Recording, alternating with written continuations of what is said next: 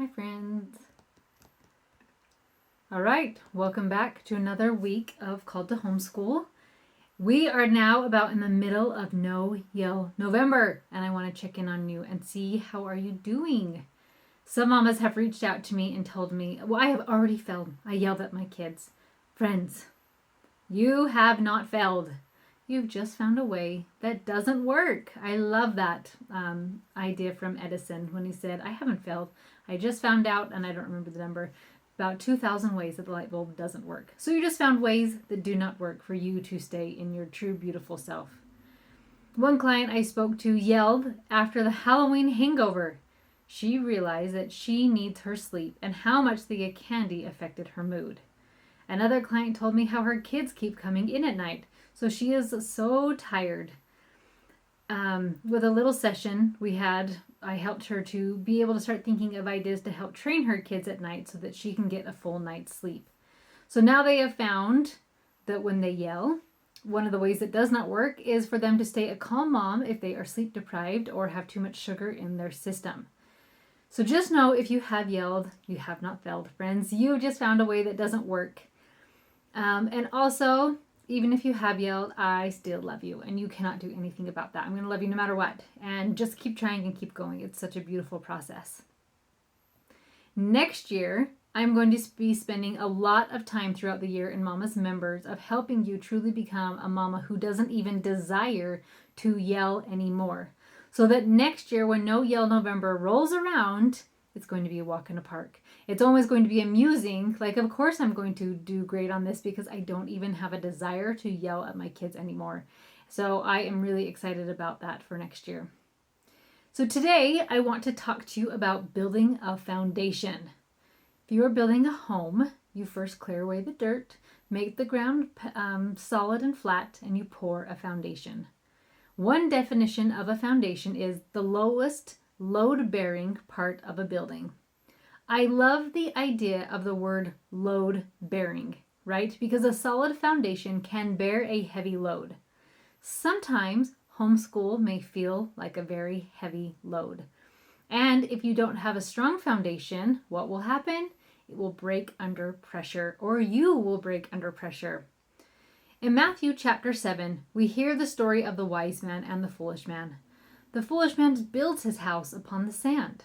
When the rains and the floods come, the wind blows and beats upon it. The house on the sand falls. However, the wise man built his house upon a rock. And the rains and the floods come, the wind blows and beats upon it, and the house on the rock fell not. Both the wise man and the foolish man experienced rains and floods. They also experienced fierce winds. But the wise man had a solid foundation, so he could withstand the heavy burden. What are some of the heavy burdens of homeschooling? Maybe for you, it's being with your kids 24/7. Maybe it's playing all the parts: mom, teacher, cook, cleaner, all the things. Maybe it's meltdowns, having those going on throughout the day. Maybe it's just exhaustion, just to name a few. You are all going to experience your own type of heavy burden. But if you and your homeschool are built upon a solid foundation of trusting in Jesus Christ, having faith to follow his teaching, having faith in yourself that he will fill in the gaps and help you to carry this burden. Remember, if we trust in him, he tells us in Mosiah 24:14 that he will ease the burden which are put upon your shoulders, that even you cannot feel them upon your backs. I've had that happen to me so many times.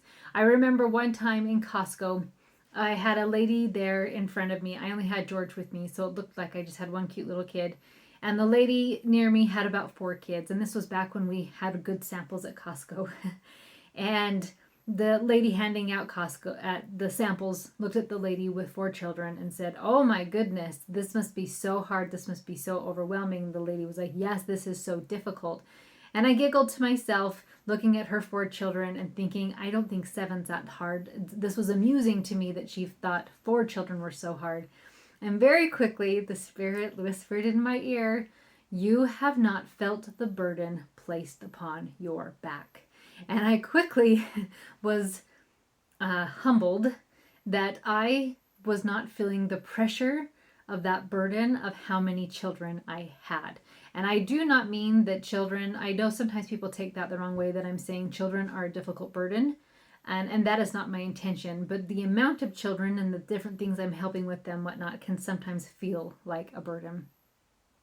So if the heavy burden that you feel feels too much, I want to challenge you to turn to Christ. If your foundation feels like it's going to break under pressure, once again, turn to Christ. In Joshua 1:9, it says, "Have not I commanded thee?" And I love that because so many of you have reached out to me to tell me, I have felt this call to homeschool. I cannot fight this feeling I have that I'm supposed to be homeschooling my babies.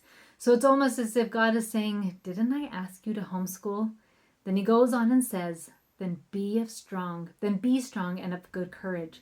Be not afraid, neither be thou dismayed, for the Lord thy God is with thee whithersoever thou goest. My dearest friends, I love you guys so much, and I want to challenge you to build a strong foundation upon Christ. So when you do have those hard days of heavy rains and floods, heavy winds, meltdowns, tantrums, or you're doing this by yourself with a husband out of town, that the Lord is on your side and he will help you to not feel the burden placed upon your back. So have courage, my friend, and remember, God is on your side. Love you guys, and I'll talk to you next week.